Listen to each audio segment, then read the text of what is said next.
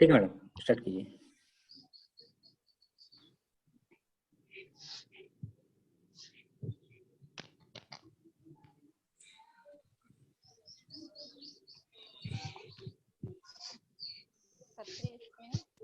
मानसू जी जी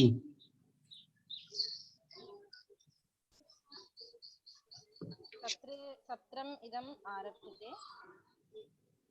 अस्मिन् सत्रे सर्वप्रथमं संयोजकमहोदयेभ्यः नमांसि। अत्र उपस्थितानां समेषामपि प्रतिभागिनां हार्दं स्वागतं व्याहरामि। तथा च शीघ्रमेव इदं सत्रम् आरप्स्यते।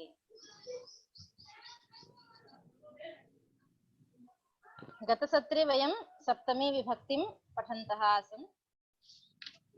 अस्मिन् सत्रे अपि सप्तमी विभक्ति एव अग्रे प्रचलिष्यति।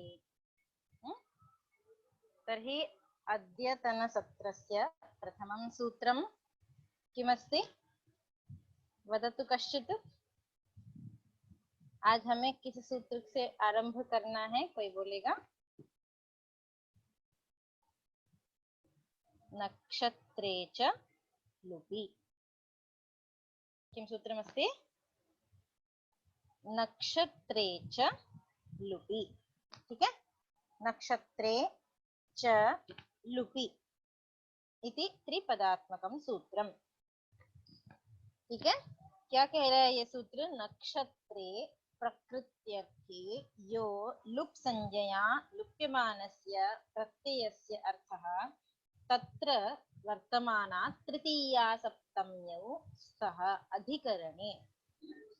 ठीक है, नक्षत्र पुष्य नक्षत्र है, श्रवणा नक्षत्र है, मूल नक्षत्र है। ठीक है, कितने नक्षत्र होते हैं? 27 27 नक्षत्र होते हैं। ठीक है, तो कह रहे हैं नक्षत्रे प्रकृत्यर्थे, जो नक्षत्रवाची शब्द हैं उनसे लुप् संज्ञया लुप्यमानस्य प्रत्ययस्य, नक्षत्रवाची शब्दों से कुछ प्रत्यय विधान किए गए हैं।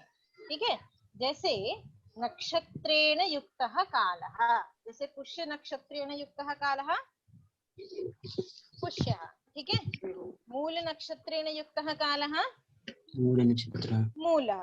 ठीक है, तो उस नक्षत्र से जो समय युक्त होता है उस समय का नाम ही हम उस नक्षत्र के नाम से दे देते हैं। ठीक है, जैसे यह बालक किस समय उत्पन्न हुआ, किसी ज्योतिषी के पूछने पर तो क्या कहा जाता है कि यह मूल नक्षत्र में उत्पन्न हुआ या श्रवणा नक्षत्र में उत्पन्न हुआ। ठीक है ना, तो जिस नक्षत्र से काल युक्त हो जाता है उस काल का नाम भी हम उस नक्षत्र के नाम से ही दे देते हैं। ठीक है जी। तो नक्षत्रेण युक्तः कालः एक सूत्र है। इस सूत्र से अण प्रत्यय विधान किया जाता है। जैसे मूल नक्षत्र है तो मूल इस प्रातिपदिक से अण प्रत्यय विधान किया जाता है, तो मूल धन अण यह स्थिति रहेगी। उसके बाद लुब विशेषे यह एक सूत्र है। ठीक है, लुब विशेषे इस सूत्र से लुप भवति, नक्षत्रेण युक्तः कालः, इससे जो अण प्रत्यय किया है उसका लुप हो जाता है। अब ये लुप क्या चीज है? लुप क्या होता है? तो कह रहे हैं प्रत्ययस्य लुप श्लू लुपः, प्रत्यय के अदर्शन की लुप और श्लू और लुप संज्ञाएं होती हैं। जैसे अदर्शनम लोपः हम कहते हैं जी। प्रत्यय का जब अदर्शन हो जाए उसी को लोप कहा जाता है, और उसी को ही लुक श्लू और लुप भी कहा जाता है। प्रत्यय के अदर्शन के ही ये नाम है। कौन कौन से नाम है बोलिए? लुक श्लू लुपः। हाँ, लुक श्लू और लुप। तो यहाँ पे भी क्या कहा कि नक्षत्रेण युक्तः कालः से जो अण प्रत्यय है उस अण प्रत्यय का लुप हो जाता है। ठीक है, तो उस लुप, यह जो लुप कहा है उसी का सप्तमी में बन गया लुपी। ठीक है, उसी का सप्तमी में क्या बन गया? लुपी। तो हमारे सूत्र में लुपी यह पद है, नक्षत्रे च लुपी, मतलब सप्तमी है लुपी, तो लुपी सती, सप्तमी ले लीजिए, लुपी सती। ठीक है। नक्षत्रे प्रकृत्यर्थे मतलब नक्षत्रवाची जो शब्द है प्रकृति है प्रातिपदिक है, जैसे मूल नक्षत्र के प्रातिपदिक से अण प्रत्यय किया था हमने, मूल धन अण, जी तो उस अण प्रत्यय का लुप संज्ञा लुप्यमानस्य प्रत्ययस्य, उस अण प्रत्यय का हमने लुप कर दिया मतलब अदर्शन कर दिया।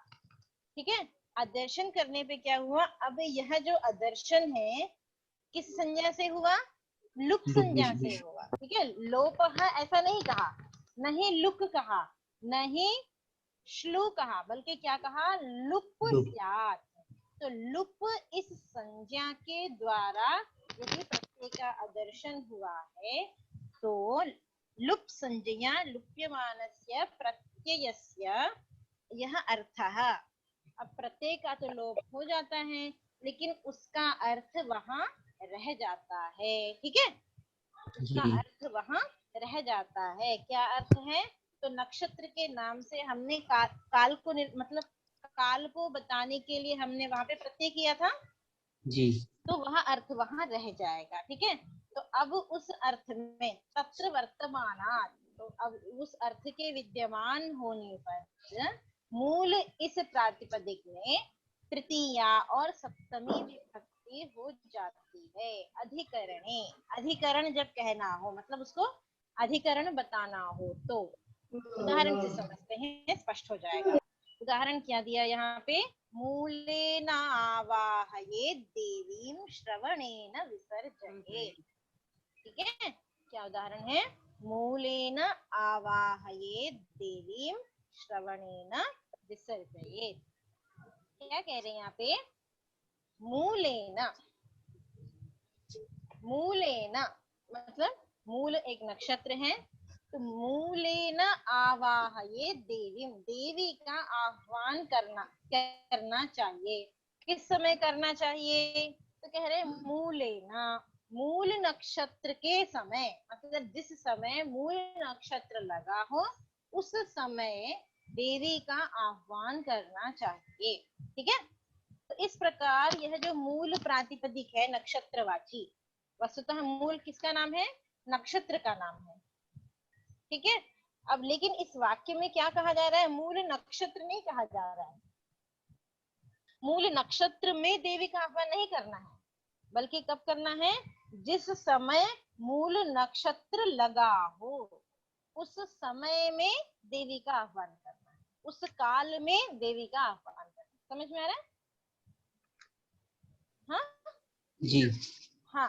तो मूल नक्षत्र, मूल जो है नक्षत्र का नाम है, तो मूल नक्षत्र में देवी का आह्वान करना है। ऐसा कहने पर क्या अर्थ हुआ कि मूल नक्षत्र में नहीं करना है, बल्कि मूल नक्षत्र से लगा हुआ जो काल है उस काल में देवी का आह्वान करना है। ठीक है। तो इस प्रकार यह जो मूल नक्षत्र का काल, यह अर्थ आ गया मूल शब्द। ठीक है। प्रत्यय किया अण, उस अण का लुप हो गया, तो फिर से मूल ही बचा, वहां कुछ भी भेद नहीं आएगा, सिर्फ अर्थ में भेद होगा। मूल प्रातिपदिक से अण प्रत्यय करेंगे, नक्षत्रेण युक्तः कालः, इस सूत्र से अण प्रत्यय करके फिर उस अण का लुप मतलब अदर्शन कर देंगे, तो बच जाएगा केवल मूल, इतना ही बच जाएगा, लेकिन अर्थ में भेद आ जाएगा। ठीक है। तो मूल नक्षत्र से युक्त जो काल, ऐसा हो जाएगा। ठीक है ना। अब इस मूल प्रातिपदिक से तृतीया विभक्ति और सप्तमी विभक्ति दोनों विभक्तियां हो जाएंगी, इसलिए मूलेन, तृतीया तो सुनाई दे रही है ना, मूलेन आवाहयेत् देवीं। आगे क्या कहा, श्रवणेन विसर्जयेत्, मतलब श्रवण नक्षत्र से जब काल होगा, काल जुड़ा होगा, मतलब श्रवण नक्षत्र के काल में देवी का विसर्जन कर देना चाहिए। ठीक है। इस प्रकार नक्षत्र से युक्त जो समय, यह अधिकरण बन गया। ठीक है। ये हो गया तृतीय। अब सप्तमी में भी आप प्रयोग कर सकते हैं, क्या, मूले आवाहयेत् देवीं श्रवणे विसर्जयेत्। तो सप्तमी का तो हम सामान्यतः प्रयोग कर लेते हैं, तृतीया का प्रयोग सामान्यतः नहीं करते हैं। ठीक है, तो इस प्रकार क्या कहा, नक्षत्रे प्रकृत्यर्थे यह लुप् संज्ञया लुप्यमानस्य प्रत्ययस्य अर्थः तत्र वर्तमानात् तृतीया सप्तम्यौ स्तः अधिकरणे। स्पष्ट हुआ सूत्र का अर्थ आप लोगों को? जी।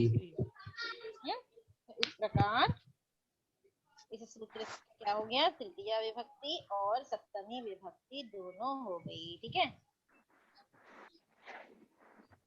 चलिए आगे चले। आगे का सूत्र क्या है, सप्तमी पंचम्यों कारक मध्ये। मैम एक लाइन है, लुपी किम पुष्य सनी।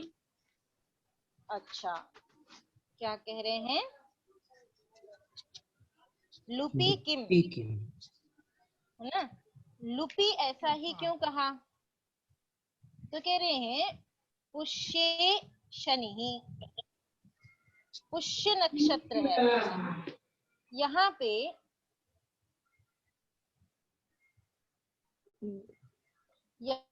पे लुब विशेषे से लुप से प्रत्यय का लुप नहीं हुआ है। ठीक है, लुक हो गया है, लुक श्लू लुप, तीन संज्ञाएं है ना आदर्शन की। ठीक है, तो लुप नहीं हुआ है यहाँ पे, बल्कि क्या हो गया, लुक हुआ है। इसलिए यहाँ पे तृतीया नहीं केवल सप्तमी ही हो जाएगी। समझ में आया? समझ में आया? तीन संज्ञाएं हैं, लुक, श्लू और लुप, तीनों से अदर्शन होता है। ठीक है, लेकिन इस सूत्र में क्या पढ़ा है, नक्षत्रे च लुपी, लुप कहकर जो अदर्शन हुआ हो वही तृतीया और सप्तमी होगी। लुक या श्लू कहने पर यदि अदर्शन है तो वहां केवल सप्तमी ही हो जाएगी, अधिकरण मानकर, सप्तमी अधिकरण इस सूत्र से। नक्षत्रे च इस लुपी इस सूत्र से वहां तृतीया नहीं होगी। ठीक है, इसलिए लुपी ग्रहण करना जरूरी है। समझ में आया? आगे चले। हाँ, आगे का सूत्र क्या है, सप्तमी पंचम्यों कारक मध्ये। सूत्र का अर्थ क्या दे रहे हैं, शक्तिद्वय मध्ये यौ कालाध्वानौ ताभ्याम एते स्तः। ताभ्याम एते स्तः। शक्तिद्वय मध्ये यौ कालाध्वानौ ताभ्याम एते द्वे स्तः। ठीक है, क्या अर्थ है इसका, देखिए, कारक मध्ये ऐसा कहा है ना, सप्तमी पंचम्यों कारक मध्ये, यह जो कहा है यहाँ पे, इसका अर्थ क्या है, तो कह रहे हैं शक्ति द्वय मध्ये, ऐसा अर्थ लिया है। क्या अर्थ लिया है, शक्ति द्वय मध्ये। हाँ, शक्ति ही, जैसे उदाहरण से समझाती हूँ। दो शक्ति, हाँ, दो शक्ति, तो दो शक्ति से कैसी शक्ति लेना है, देवी की शक्ति लेना है या क्या लेना है, ऐसा नहीं है। उदाहरण समझाती हूँ, जैसे देवदत्त ने आज खाना खा लिया और आज खाने के बाद वह कल खाएगा। ठीक है, तो देवदत्त एक ही है, कर्ता एक ही है, लेकिन हो सकता है देवदत्त की आज ज्यादा भूख लगी थी तो आज उसने ज्यादा खा लिया। हो सकता है उसी देवदत्त को कल भूख कम लगे। उदाहरण समझना, अभी सूत्र को साइड में रख दो, सूत्र को ध्यान मत रखो, पहले उदाहरण समझो फिर हम सूत्र समझाएंगे। ठीक है, तो देवदत्त ने को आज ज्यादा भूख लगी थी, उसने ज्यादा खाना खा लिया। हो सकता है देवदत्त को कल कम भूख लगे और वो कम खा ले, है तो वही देवदत्त। ठीक है, लेकिन आज खाने की क्षमता मतलब शक्ति उसकी ज्यादा हो गई और कल खाने की क्षमता शक्ति उसकी थोड़ी कम रहेगी जी। ठीक है, तो इस प्रकार शक्ति दो अलग अलग हो गई, आज की शक्ति अलग हो गई, कल की शक्ति अलग हो गई।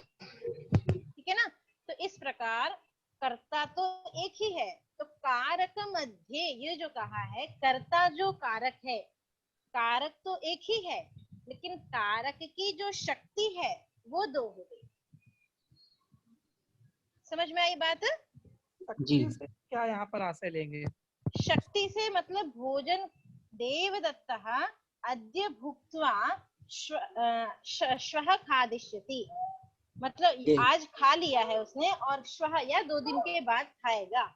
ऐसे कहने पर जो भोजन क्रिया की शक्ति है कर्ता में, क्षमता, शक्ति से लेंगे भोजन क्रिया की जो क्षमता है कर्ता की। जैसे मैम एक मजदूर ने आज 4 ईंटें उठाए, कल 5 ईंटें उठा लेगा। हाँ, तो वो उसकी वहन करने की क्षमता, आज उसने चार उठाए, आज काम करने के बाद उसको ऊर्जा ज्यादा आ गई तो कल उसने 5 या 6 उठा लिए, उसकी क्षमता बढ़ गई। ठीक है, एक छोटा बालक है, आज उसने 5 कदम चले, कल तक उसकी क्षमता बढ़ जाएगी, वो 10 कदम चल लेगा। ठीक है, यही चीज यहाँ पे शक्ति से लिया गया है। ठीक है, तो शक्ति द्वय मध्य, 2 शक्तियों के बीच में यौ कालाध्वानो, मतलब कालवाची और अध्ववाची शब्द होंगे। तो कालवाची और अध्ववाची, अध्व मतलब मार्ग, ठीक है, मार्ग, अध्ववाची शब्द हो तो क्या होता है, तो कह रहे हैं सप्तमी पंचम्यौ सह, सप्तमी और पंचमी विभक्ति हो जाती है। समझ में आया? तो 2 कारकों की मतलब कारक तो कर्ता तो एक ही है, उस कर्ता की जो 2 शक्तियां हैं, उन 2 शक्ति के बीच में जो काल या अध्व मतलब मार्गवाची शब्द हैं, उनसे सप्तमी और पंचमी विभक्ति होती है। समझ में आया? सूत्र का अर्थ समझ में आया जी। अब उदाहरण इसका क्या दिया है, अद्य भुक्त्वा अयम द्व्यहे द्व्यहाद्वा भोक्ता, लुट लकार है, भोक्ता भोक्तारो भोक्तारः। ठीक है जी। तो क्या कह रहे हैं, देवदत्तः अद्य भुक्त्वा, मतलब अयम देवदत्तः, यह देवदत्त आज खा करके, अद्य भुक्त्वा द्व्यहे, द्व्यहे मतलब द्व्यहन शब्द है, तो 2 दिन, द्व्यहे द्व्यहाद्वा भोक्ता मतलब 2 दिन के बाद खाएगा। तो द्व्यः ये जो कहा, द्वे अहनी है ना, तो 2 दिन यह काल हो गया, समय हो गया, कितने समय के बाद खाएगा, तो 2 दिन का जो समय है, मतलब 48 घंटे का जो काल है। ठीक है, 48 घंटे का जो काल है, तो यह कालवाची, मतलब आज के खाने में और कल 2 दिन के बाद के खाने में बीच का जो काल है, वो 2 शक्ति के बीच का काल है, शक्ति द्वय मध्य यह कालः। ठीक है, समझ में आया? तो उस कालवाची शब्द से पंचमी और सप्तमी विभक्ति हो जाएगी, इसलिए द्व्यहात पंचमी हो गई और द्व्यहे सप्तमी हो गई। समझ में आया? ये द्वहे द्वहाद्वा, हाँ क्या हुआ? इसी को थोड़ा सा मतलब कि अर्थ स्पष्ट करा। द्वे अहनी, अहह अहनी अहानी, अहन शब्द दिनवाची है। ठीक है, अहन शब्द दिवसवाची है। एकम दिनम, दिनद्वयम, ऐसा बोलते हैं ना, दिनद्वयम 2 दिन, तो उसी को द्वे अहनी, जब ऐसा वहां पे समास कर देंगे तो द्व्यः बन जाएगा। दिनद्वयम भी हो जाएगा, दिनद्वयम भी हो जाएगा। हाँ, उसी को कहा है द्व्यः। दिनद्वयम का हम सामान्य प्रयोग करते हैं, द्व्यः शब्द मतलब 2 दिन, त्र्यः मतलब 3 दिन। ठीक है, ठीक है, ऐसा भी हो जाएगा जैसे अद्य उत्साहे देवदत्तः पंचहोरा पर्यंतम व्याकरणम पठित्वा द्वहे पठिष्यति। हाँ बिल्कुल हो जाएगा, अद्य पंचहोरा पर्यंतम व्याकरणम पठित्वा एषः द्वहे पठिष्यति, 2 दिन के बाद पढ़ेगा। बिल्कुल, बहुत उत्तम। थक जाएगा पढ़ के ना व्याकरण। हाँ अच्छा, थक गए हो पढ़ के? ठीक है, ठीक है। अब अद्य व्याकरणम पठित्वा विभवः द्व्यहे व्याकरणम पठिष्यति। ठीक है, तो 2 दिन तक अब वो साहित्य पढ़ेगा। ठीक है। चलो, मनोरंजन था ना। ठीक है, समझ में आ गया। तो आप लोगों को जब ऐसा आप वास्तविक जो प्रयोगों के साथ आप प्रयोग करते हैं, इसका मतलब कि आपको पूर्ण रूप से वो समझ में आती है। ठीक है जी जी।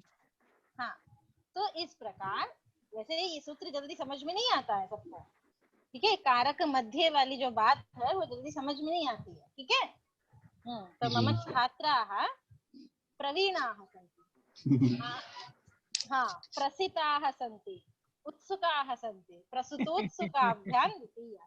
ठीक है, तो मम छात्राः प्रसिताः उत्सुकाः सन्ति। अस्तु, तो इस प्रकार क्या हो गया कि कारक मध्ये शक्तिद्वय मध्ये यौ कालाध्वानौ ताभ्यां सप्तमी पंचम्यौ सह। तो यहाँ हमने काल का उदाहरण दे दिया, अद्य भुक्त्वा अयम द्व्यहे द्विहाद्वा भोक्ता। अब कह रहे हैं अध्ववाची मार्गवाची का उदाहरण दे रहे हैं। इहस्थोयम क्रोशे क्रोशाद्वा लक्ष्यम विद्येत। इहस्थो अयम, अयम इहस्थः मतलब देवदत्त यहाँ खड़ा है, स्थित होकर के। हाँ, इह स्थितः यहाँ स्थित है। क्रोशे क्रोशाद्वा लक्ष्यम विद्येत, यहाँ खड़े होकर के एक कोस पर लक्ष्य का वेधन करेगा। समझ में आया? यहाँ स्थित होकर देवदत्त एक कोस भर में, मतलब एक कोस के बाद एक कोस के का डिस्टेंस है, डिस्टेंस कितना है, एक कोस का डिस्टेंस बता रहे हैं, तो वहां लक्ष्य का वेधन करेगा। लक्ष्यम विद्येत, कौन वेधन करेगा? तो यह जो देवदत्त है, कर्ता वही है। ठीक है, उसके जो वेधन करने की शक्ति है वो एक कोस पर वेधन करेगा तो भी एकदम सही जगह पे ही उसका निशाना लगेगा। आधे कोस पर करेगा तो भी उसका निशाना सही लगेगा।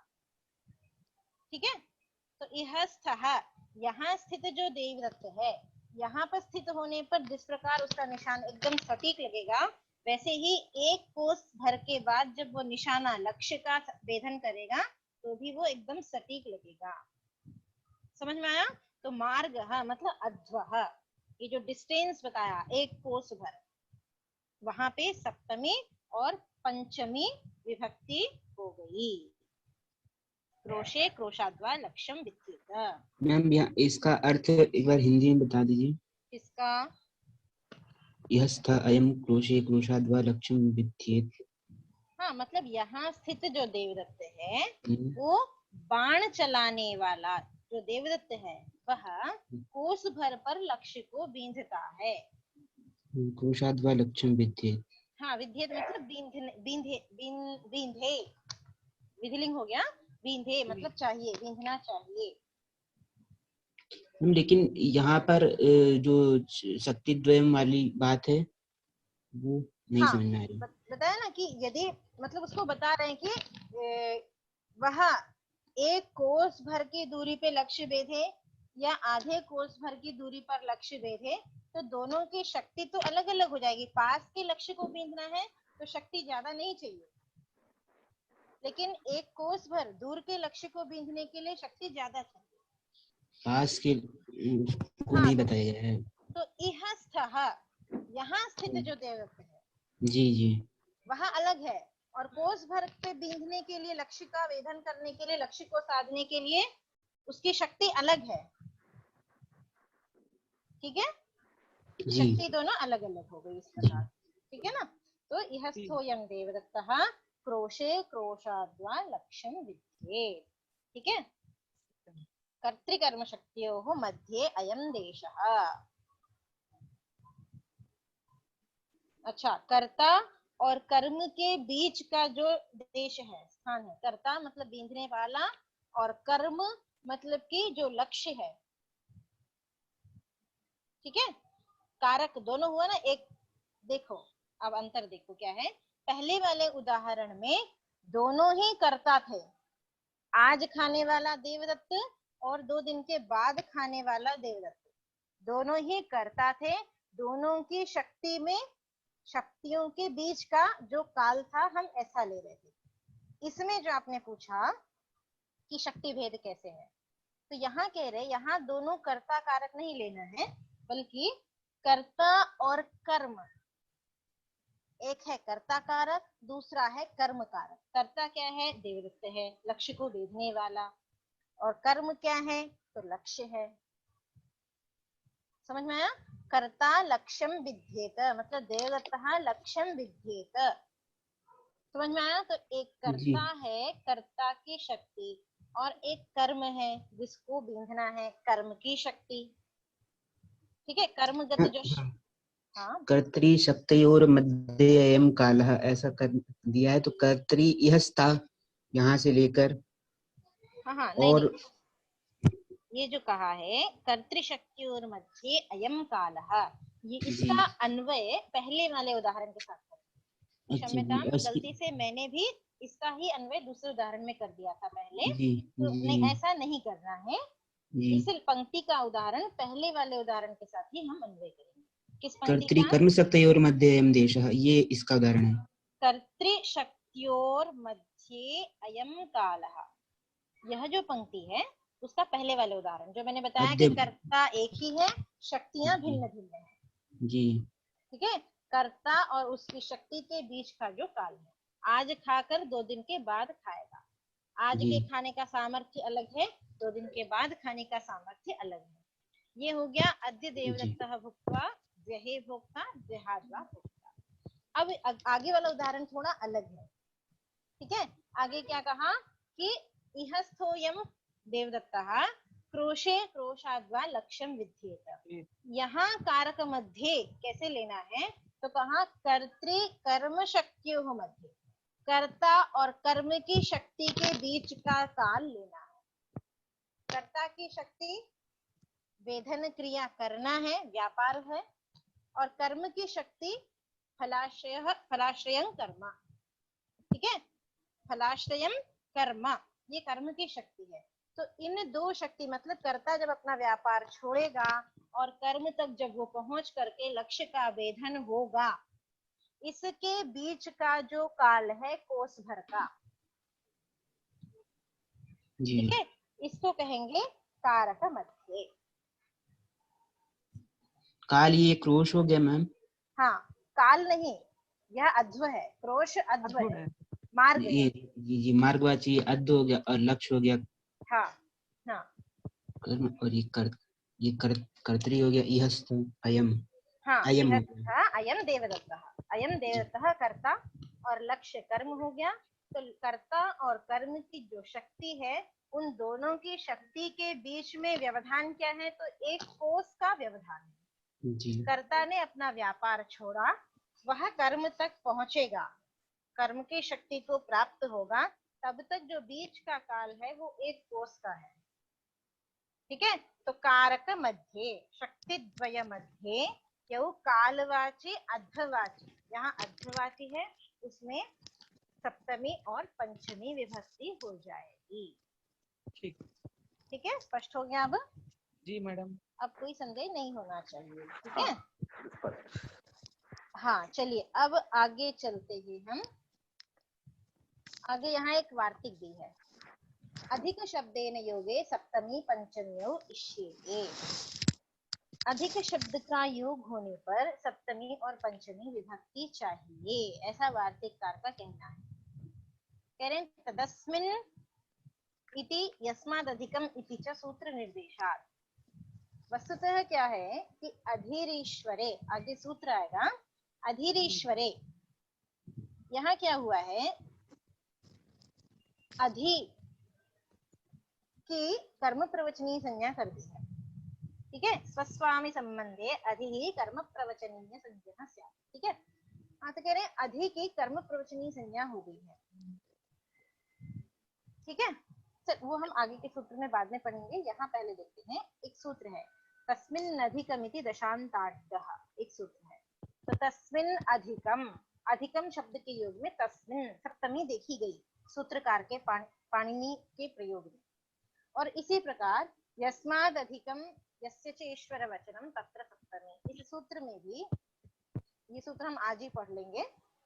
यस्माद् अधिकम, यहाँ यस्मात् यस्य च ईश्वर वचनम तत्र सप्तमी, अधिकम इसके योग में सप्तमी विभक्ति होती है, ऐसा कहा है इसे। तो ऐसा निर्देश होने के कारण से वार्तिककार ने वार्तिक ही बना दी कि अधिक शब्देन योगे सप्तमी पंचमी उच्यते, कि अधिक शब्द का योग होने पर भी सप्तमी और पंचमी विभक्ति का आप विधान करना चाहिए आपको। ऐसा सोच करके फिर उदाहरण क्या दे रहे हैं, लोके लोकात्वा अधिको हरिः, हरिः लोकात् अधिकः, या फिर हरिः लोके अधिकः। अधिक शब्द का प्रयोग होने पर लोके में सप्तमी और लोकात् पंचमी विभक्ति होती है। कुछ विशेष नहीं है, केवल अधिक शब्द का प्रयोग हो तो सप्तमी और पंचमी हो जाए।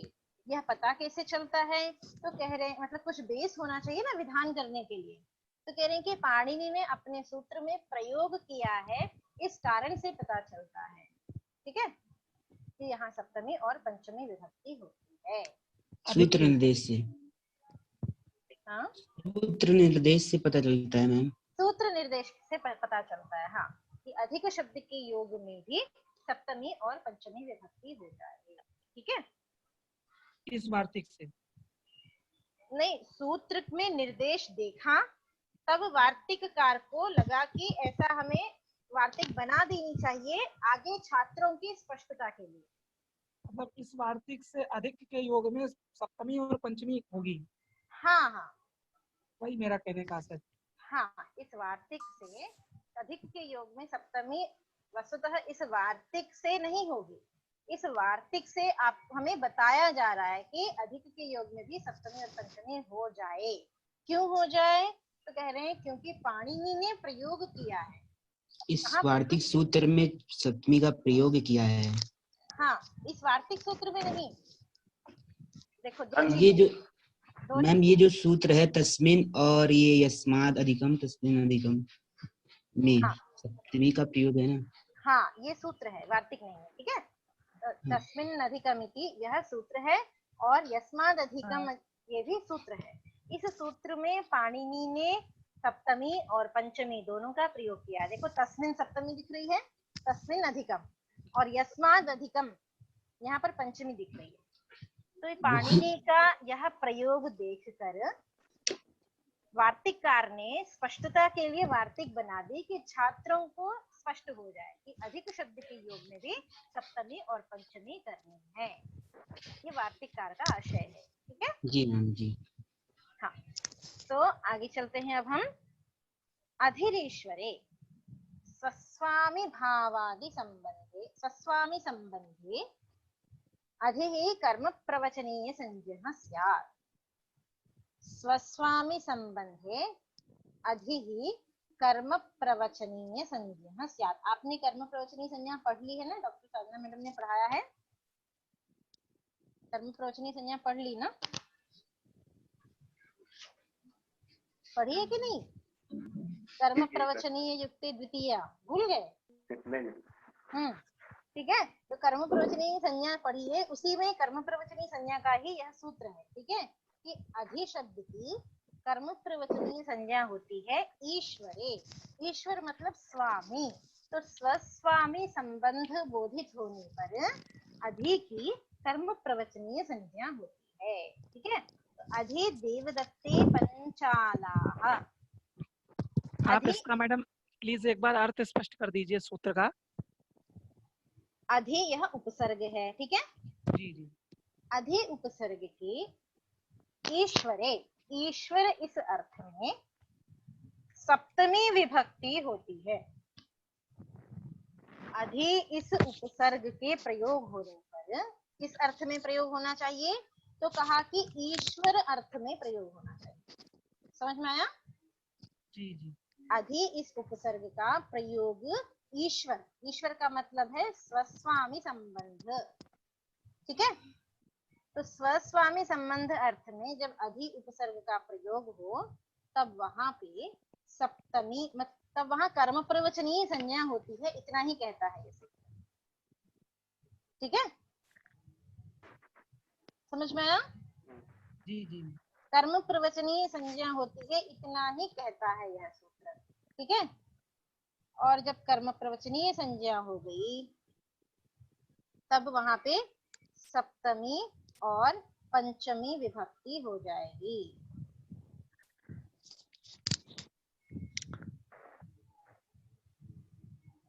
समझ में आया? यह जी ईश्वर शब्द से केवल स्वस्वामी भाव संबंध इष्ट है या ईश्वर परक अर्थ भी इष्ट है? ईश्वर परक अर्थ नहीं, स्वस्वामी संबंध ही इष्ट है यहाँ, इसीलिए स्पष्ट सूत्र के अर्थ में कह दिया है क्या, स्वस्वामी भाव संबंधे कर्म प्रवचनीय संज्ञा स्यात्, ऐसा स्पष्ट कह दिया है ना। हाँ, इसलिए स्वस्वामी भाव संबंधी ही यहाँ पे लेना है। ठीक है, तो यहाँ पे अधिक की कर्म प्रवचनीय संज्ञा हो जाएगी और तृतीया सप्तमी विभक्ति दोनों हो जाएंगे। चलो, स्पष्ट हुआ? अब इसका उदाहरण यहाँ पे नहीं दिया है, तो कर्म प्रवचनीय संज्ञा में यहाँ इसका उदाहरण दिया है। जैसे मैं बताती हूँ, अधि देवदत्ते पंचालाहा। ठीक है, तो मतलब देवदत्त पंचाल का अधि मतलब स्वामी है। स्वामी, ठीक है, पंचाल का वह स्वामी है। अधि देवदत्ते पंचालाहा, और देवदत्त में सप्तमी हो गई। इसी प्रकार अधि पंचालेषु देवदत्त, मतलब जो स्व है उसमें भी सप्तमी होगी और जो स्वामी है उसमें भी सप्तमी हो जाएगी। स्वामी क्या है? देवदत्त है। किसका? पंचमी होगी। सप्तमी सप्तमी सप्तमी होगी। अच्छा, इससे पहले शायद मैंने पंचमी भी बोल दिया है ना? जी। नहीं, पंचमी नहीं होगी, सप्तमी होगी। पांचाला मतलब? हरिओम। हाँ बोलिए। केवल सप्तमी विभक्ति ही होगी? हाँ, सप्तमी ही होगी, पंचमी नहीं होगी। गलती से मेरे मुंह से। मैम, ये पांचाला का अर्थ क्या लेंगे? पंचाला, पंचाल यह देश का नाम है। पांचाली सुना है ना? जी राजा द्रुपद। हाँ, राजा द्रुपद पंचाल देश के राजा थे। ठीक है मैम। हाँ जी मैम, ये जो क्या बोलते हैं यहाँ पे आया ना, स्वस्वामी भाव संबंधी, अधिदेवदत्ते पांचाला है। जैसे यहाँ पे उनका एक उदाहरण लेंगे, जैसे कि हनुमान जी के स्वामी राम जी हैं, तो वहां पर स्वस्वामी भाव संबंध होगा? बिल्कुल होगा, स्वस्वामी भाव संबंध होगा ना। तो अधि बनाओ, वाक्य बनाओ। अधि रामः हनुमते। जी, हनुमति, हनुमान शब्द का सप्तमी बनेगा हनुमति। ठीक है, अधि रामः हनुमति, या फिर अधि रामे हनुमान, दोनों बन जाएगा। अधि रामे हनुमान, ऐसा भी बन जाएगा। ठीक है, तो स्वस्वामी संबंध होने पर अधि शब्द का प्रयोग हो तो वहां पे क्या हो जाता है? सप्तमी विभक्ति हो जाती है। ठीक है, हम अधि कहाँ पर लगाएंगे? मतलब स्वामी के साथ लगेगा शायद। नहीं, जरूरी नहीं है कि स्वामी के साथ लगे, आप इसका आदि में प्रयोग कर सकते हैं, वाक्य के आदि में प्रयोग कर सकते हैं। जी। ठीक है, हाँ, आगे चले। जी मैम। जी मैम। अधिरीश्वरे, यह सूत्र पूर्ण हुआ। आगे का सूत्र है, शोर आ रहा है कहीं से, आवाज कट रही है थोड़ी सी। हेलो, हाँ अब सही आ रही है। हाँ, तो यस्मा, आगे का सूत्र है यस्मादधिकम यस्य चेश्वर वचनम तत्र सप्तमी। ठीक है, पदच्छेद कीजिए। यस्मात् हाँ अधिकं यस्य च ईश्वर वचन वचनं वचनं तत्र सप्तमी। हाँ, तो यस्मात् अधिकं यस्य च ईश्वर वचनम तत्र सप्तमी। ठीक है, अब अर्थ देखिए क्या कह रहे हैं। अत्र कर्म प्रवचनीय युक्ते सप्तमी स्यात्। क्या कहा? अत्र कर्म प्रवचनीय युक्ते सप्तमी स्यात्। ये उसी सूत्र में अन्वित होगा। इसमें अधीरेश्वर, आपने मुझसे प्रश्न पूछा ही नहीं कि अधीरेश्वर इस सूत्र से केवल कर्म प्रवचनीय संज्ञा हो रही थी, तो संज्ञा सूत्र से विधि कैसे हो जाएगी, सप्तमी विभक्ति कहाँ से आ जाएगी, ये आपने पूछा ही नहीं। ठीक है, इसलिए मैंने भी वहां कुछ कहा ही नहीं। ठीक है, चलिए, तो उसी का आगे का सूत्र है, क्या है? सप्तमी विभक्ति विधान करने का सूत्र है, क्या है? यस्मात् अधिकम यस्य च ईश्वर वचनम तत्र सप्तमी। हाँ, इस सूत्र से ईश्वर वचनम, ईश्वरवाची होगा तो सप्तमी हो जाएगी। ठीक है जी मैडम। सूत्र का अर्थ क्या कह रहे हैं? अत्र कर्म प्रवचनीय युक्ते सप्तमी स्यात्। अत्र मतलब यस्मात् अधिकम, मतलब जिससे अधिक हो, इस अर्थ में।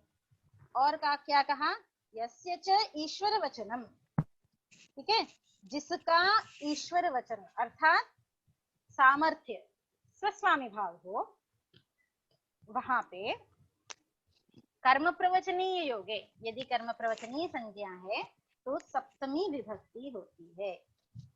सामान्यतः कर्म प्रवचनीय संज्ञा में द्वितीया का विधान है। ठीक है, कर्म प्रवचनीय युक्ते द्वितीया, इस सूत्र। ठीक है ना। तब यहाँ क्या कह रहे हैं कि यस्मात् अधिकम, किसी से अधिक, ऐसा बताना। जैसे मेरे से अधिक पुस्तकें हैं, देवदत्त के पास मुझसे अधिक पुस्तकें हैं, तो जिससे अधिक, मेरे से अधिक। ठीक है, तो मेरे में यस्मात् अधिकम, जिससे अधिक, उसमें क्या हो जाएगी? सप्तमी विभक्ति हो जाएगी। और कहा यस्य च ईश्वर वचनम, जिसमें स्वस्वामी संबंध बताना है, वहां भी सप्तमी विभक्ति हो जाएगी। कब होगी? तो कहा कर्म प्रवचनीय युक्ते, कर्म प्रवचनीय संज्ञा होने पर। तो कर्म प्रवचनीय संज्ञा किससे की? तो ऊपर वाले सूत्र से कर दी, अधीरेश्वरे, इस सूत्र से कर्म प्रवचनीय संज्ञा कर दी। ठीक है, चलिए, तो उदाहरण देखते हैं। उपपरार्धे हरेर गुणाः, उपपरार्धे हरेर गुणाः, परार्धात् अधिकाः गुणाः। परार्ध से हरि के गुण अधिक हैं, परार्ध से गुण अधिक हैं हरि के, ऐसा कहना चाह रहा है। ठीक है, उदाहरण आप ले लीजिए जो मैंने आपको पहले बताया। ठीक है, मुझसे अधिक पुस्तकें हैं, ऐसा कहने पर, ठीक है, किसके पास? देवदत्त के पास। देवदत्त के पास राम से अधिक पुस्तकें हैं, तो उपरामात् देवदत्तस्य पुस्तकानि। उपरामात्, जिससे अधिक हैं, तो राम से अधिक पुस्तकें हैं देवदत्त के पास, तो उपरामात् देवदत्तस्य पुस्तकानि। समझ में आया? इसी को कहा उपपरार्धे, मतलब परार्धात् अधिकाः हरेर गुणाः। ठीक है, एक और उदाहरण ले लीजिए। उपखार्याम द्रोणः, तौलने वाली जो चीजें होती हैं, 5 किलो, 6 किलो, 10 किलो बाट होता है ना, तो उस प्रकार से पहले क्या होते थे, खारी और द्रोण इस तरह से हुआ करते थे। तो द्रोण का जो वेट है वो खारी से अधिक है। खारी एक पदार्थ है, तौलने की एक वस्तु है, तो द्रोण का जो वेट है वो खारी से अधिक है, तो उपखार्याम द्रोणः, खारी में सप्तमी हो गई। उपखार्याम द्रोणः, जिससे अधिक है, खारी से अधिक है द्रोण, तो खारी में सप्तमी विभक्ति हो गई। स्पष्ट है? स्पष्ट हुआ? जी मैम। ठीक है। जैसे मैम इसका एक उदाहरण लेते हैं हाँ, कि मतलब सुग्रीव से बाली में बल अधिक है। सुग्रीव से बाली में बल अधिक है। रामायण का असर ज्यादा हो रहा है, रोज जी रामायण मैम। देख रहे हो। हाँ, सुग्रीव से बाली में अधिक बल है। ठीक है, बनाओ, वाक्य बनाओ। बहुत अच्छा। उपसुग्रीवे उपसुग्रीवे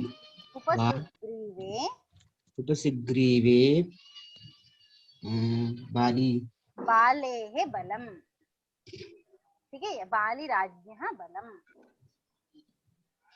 जिसमें मैम क्या बोलते हैं बल ज्यादा है उसमें सप्तमी होगी या नहीं, जिसमें बल ज्यादा है उसमें नहीं होगी, जिससे ज्यादा है। आपको बताना है कि इससे ज्यादा है, सुग्रीव से ज्यादा है। सुग्रीव में हो जाएगी सप्तमी। हाँ, सुग्रीव में सप्तमी हो जाएगी। और बाली में? बाली में तो बाली का बल बता रहे हो ना, षष्ठी। हाँ, षष्ठी हो जाएगी। सस्वामी संबंध अर्थ में षष्ठी हो जाएगी।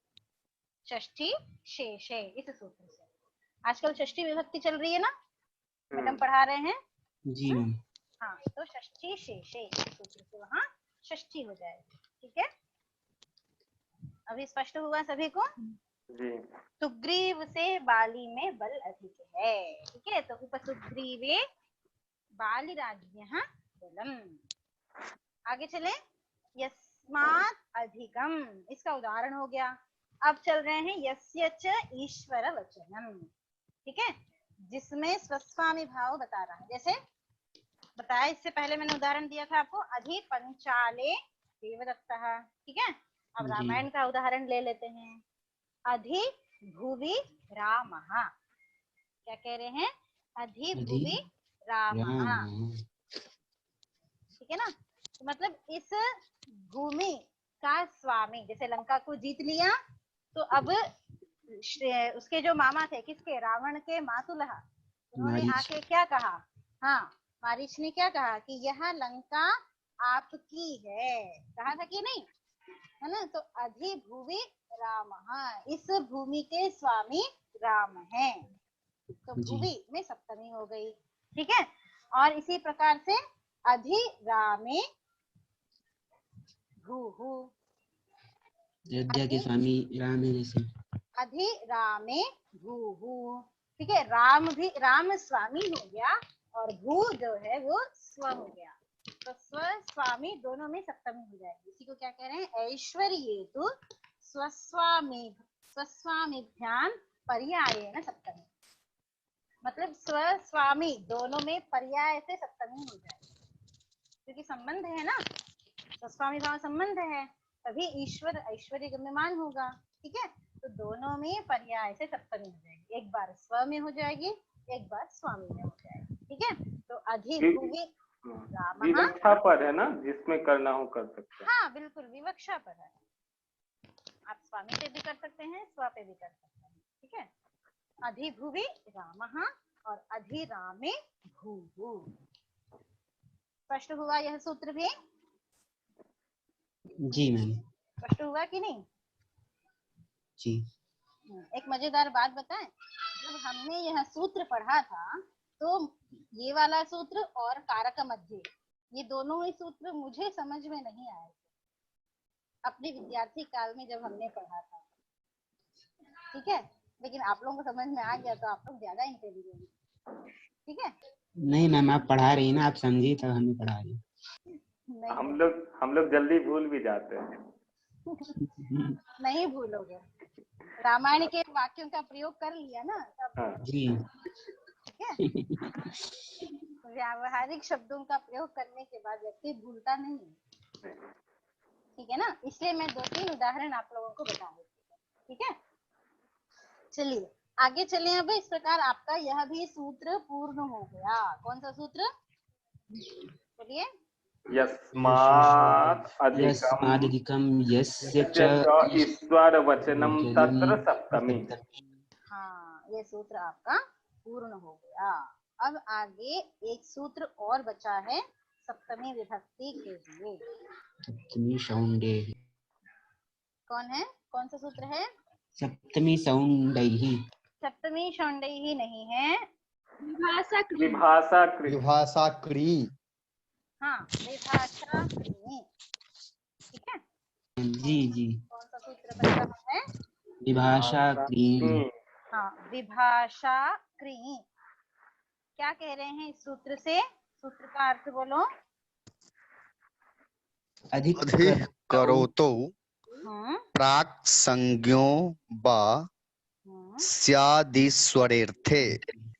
हम्म, ठीक है, क्या कह रहे हैं? अधि करोतौ प्राक् संज्ञो वा स्यात् ईश्वरे अर्थे। ठीक है, यस्माद् अधिकम यस्य च ईश्वर वचनम, ये चल रहा था ना। इसके बाद क्या हो गया? विभाषा क्री। तो विभाषा क्री, इस सूत्र की संख्या देखो क्या है? 1 4 1 4 97, 98। हाँ, 98। हाँ। और इससे पहले हमने सूत्र पढ़ा था अधिरीश्वरे, उसकी संख्या देखो क्या है? 97। 97। ठीक है, तो मतलब कि ये एक दूसरे के ऊपर नीचे के सूत्र है ना। पहला सूत्र है अधिरीश्वरे, दूसरा सूत्र है विभाषा क्री। ठीक है, तो ऊपर वाला जो सूत्र है अधिरीश्वरे, इस सूत्र से ईश्वरे की अनुवृत्ति ले लेंगे। ठीक है, तो जब ईश्वरे की अनुवृत्ति ले ली तब अर्थ हुआ अधि, इसकी अधि की भी अनुवृत्ति आ जाएगी, ईश्वरे की भी अनुवृत्ति आ जाएगी। ठीक है, तो तब अर्थ होगा अधि, मतलब अधि उपसर्ग करोतौ, मतलब क्री। अधि उपसर्ग का प्रयोग यदि क्री धातु के साथ हो तो ईश्वरे अर्थे, मतलब स्वस्वामी भाव अर्थ में, संबंध अर्थ में प्राक् संज्ञो वा स्तः, वा मतलब विकल्प से, विभाषा विकल्प से प्राक् संज्ञा, प्राक् मतलब पहले जो संज्ञा की गई है। क्या संज्ञा की गई है? कर्म प्रवचनीय संज्ञा। हाँ, कर्म प्रवचनीय संज्ञा और निपात संज्ञा भी की गई। ठीक है, तो इस प्रकार सूत्र का अर्थ क्या हुआ कि अधि का, अधि उपसर्ग का प्रयोग यदि क्री धातु के साथ है और किस अर्थ में? तो ईश्वरे ईश्वर, है ना। हाँ, स्वस्वामी भाव संबंध अर्थ में है तो वहां पे प्राक् संज्ञा मतलब कर्म प्रवचनीय संज्ञा और निपात संज्ञा विकल्प से हो जाएगी। ठीक है, अधि करोतौ प्राक् संज्ञो वा स्यात् ईश्वरे अर्थे। इस प्रकार उदाहरण क्या दिया है आपका यहाँ पे बताइए? यदत्र माम करिष्यति, यदत्र माम अधिकरिष्यति। हाँ, यदत्र माम माम अधिकरिष्यति। ठीक है, तो यद अत्र माम अधिकरिष्यति, अधि उपसर्ग पूर्वक करिष्यति, यह प्रयोग है। ठीक है, अधि उपसर्ग पूर्वक करिष्यति, यदत्र माम अधिकरिष्यति, तो अधि उपसर्ग पूर्वक यह जो करिष्यति प्रयोग है। ठीक है, और क्री क्या धातु। कहा? हाँ, क्री धातु का प्रयोग है। करिष्यति कौन सा लकार है? लृट लकार। लृट प्रथम लकार पुरुष, का प्रयोग है। हाँ, प्रथम पुरुष एकवचन। करिष्यति, करिष्यतः, करिष्यन्ति। ठीक है, तो यद अत्र माम अधिकरिष्यति। अब यहाँ पे सप्तमी विभक्ति का विधान नहीं है, सप्तमी विभक्ति का विधान नहीं है। तो जब सप्तमी विभक्ति का विधान नहीं है तो क्या हो जाएगी? कौन सी विभक्ति हो जाएगी बताओ? द्वितीय विभक्ति कर्म प्रवचनीय के योग में। हाँ, कर्म प्रवचनीय द्वितीया, द्वितीय विभक्ति हो जाएगी। ठीक है, ये क्या बन गया? माम, ऐसा माम बन गया। हाँ, द्वितीया हो। अस्मत् शब्द के द्वितीय विभक्ति माम। ठीक है, यदत्र माम अधिकरिष्यति मतलब विनियोक्ष्यते। ठीक है, यदत्र यहाँ जो मेरा विनियोग करेगा मतलब मुझे जोड़ेगा, अधिकृत करेगा, अधिकृत करेगा। हाँ, मतलब कि इस काम को करने के लिए मुझे अधिकृत करेगा। अधिकृत करना मतलब कि अधिकार देगा, देना। जी, तो तो मुझे इस काम का अधिकार देगा, मतलब काम में मुझे भी जोड़ेगा, ऐसा अर्थ है। ठीक है, कौन जोड़ेगा? जो स्वामी होगा, जो उसके पास अधिकार होगा, वही तो मुझे अधिकार देगा, है ना। जो राजा होगा, वही राजा अपने सेनापति को या मंत्री को एक दिन के लिए राजा बना सकता है कि नहीं? अधिकार है कि बिल्कुल, नहीं? है ना। तो यद अत्र माम अधिकरिष्यति, यहाँ यह जो मुझे अधिकार देगा, यहाँ पे स्व स्वामी संबंध गम्यमान हो रहा है, अधि शब्द का प्रयोग है, त्रि धातु का भी प्रयोग है, तो कर्म प्रवचनीय संज्ञा हो जाएगी। ठीक है, और कर्म प्रवचनीय संज्ञा होने के बाद यहाँ पे कर्म प्रवचनीय द्वितीया, इस सूत्र से ही द्वितीया विभक्ति भी हो जाएगी। तो अहम आवाम वयम माम द्वितीया विभक्ति का एक वचन है। स्पष्ट हुआ? जी। हाँ, तो किसी को संदेह है, कोई जिज्ञासा है? मैम केवल योगक्षत का अर्थ क्या होगा? किसका? योगक्षत, विनियोगक्षत है ना मैम? विनियोगक्षते मतलब अर्थ इसका यही हो गया कि नियुक्त करना, नियोजयिष्यति। नियुक्त ये करना। उपसर्ग हटाने के बाद क्या अर्थ होगा?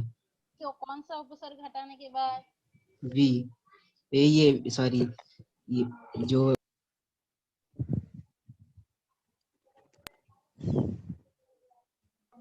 कौन सा?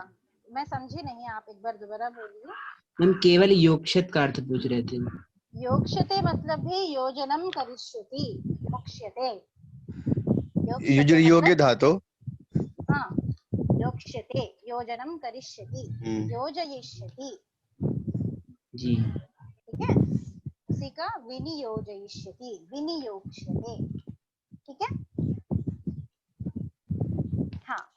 तो इस प्रकार आपके कितने सूत्र हुए आज सप्तमी विभक्ति के? नक्षत्रे च लुटि, और सप्तमी पंचम्यौ कारक मध्ये, तीसरा है अधीरीश्वरे, चौथा हुआ दधिकम, दधिकम यस्य च स्वरवचनम तत्र सप्तमी। हाँ, और पांचवा सूत्र क्या हो गया? विभाषा क्रीम। प्रकार आपके 5 सूत्र सप्तमी विभक्ति के पूर्ण हुए, और इसी के साथ आपका अधिकरण कारक और सप्तमी विभक्ति दोनों पूर्ण हो गए। कारक सप्तमी और उपपद सप्तमी दोनों पूर्ण हो गए। ठीक है, किसी को कुछ पूछना है, कुछ जिज्ञासा है? था क्या में आपके पास हिंदी 14 धातु ना? रचना, आवाज क्लियर नहीं आ रही है। इसका प्रॉब्लम